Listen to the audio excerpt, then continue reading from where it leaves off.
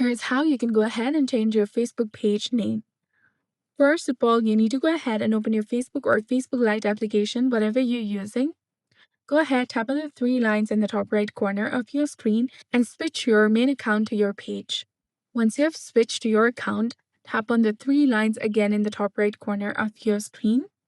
Then select your page and go to your profile page.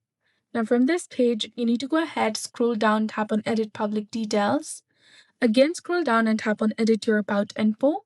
Once you're here, scroll down, tap on Settings and Privacy, then go to Settings and tap on Page Setup that you will find below the Stories option in the Audience and Visibility section. Go ahead and tap on that. Now here in this page, you'll get different options of name, page access, page management history, page status, and page recommendation. As we are looking to change the page name, we are going to tap on the name option. You need to switch to your main account, and then there you'll see the option to change your name. Go ahead, change it, and you'll be done. So that's it for this video. I hope you found this helpful. If you did, please like, share, and subscribe.